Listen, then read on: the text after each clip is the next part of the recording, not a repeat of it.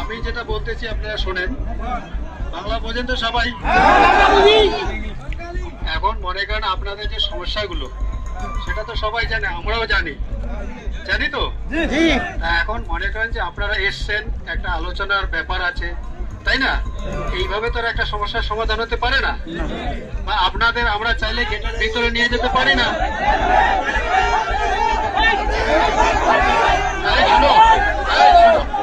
চুপ করো, আমার একটা শোনো, আপনারা শোনেন না, মাঝখানে চিল্লা করে তো লাভ হবে না।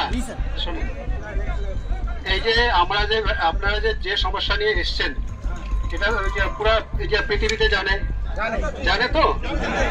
এখন মনে করেন এটা একটা আলোচনার ব্যাপার আছে, এবং সেই আলোচনা হবে, তারপরে আপনাদের কি সুরক্ষা আছে কি না আছে সেটা আমরাও দেখবো। এবং আপনারা দেখতে পাচ্ছেন যে আমাদের স্যাররা যে এসছেন, ঠিক আছে, এই যে অনেক বড় বড় অফিসার এসছেন, কথা বলতেছেন। এখন আপনারা যদি বলেন যে এখনই আমাদের ভিতরে ঢোকাতে হবে গেট খুলে, সেটা কি সম্ভব বলুন তো? তাহলে আমরা আমাদের তরফ থেকে আমি রিকোয়েস্ট করতেছি, আমাদের সাহেব রিকোয়েস্ট করতেছে, আর আপনারা তো বুঝতে পারছেন যে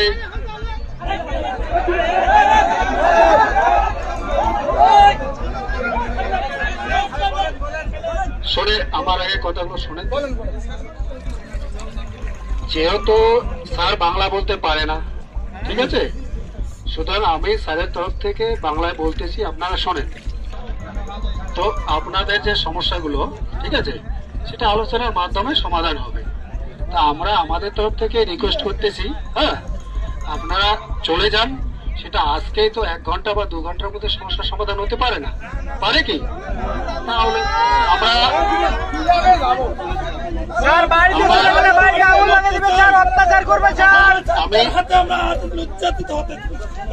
আমরা আমরা জানি ব্যাপারটা হচ্ছে, এই জিনিসগুলো আমরাও বুঝতেছি, স্যাররাও বুঝতেছে।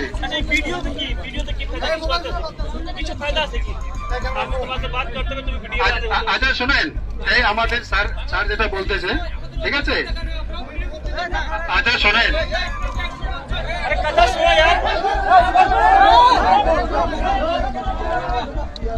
ভাই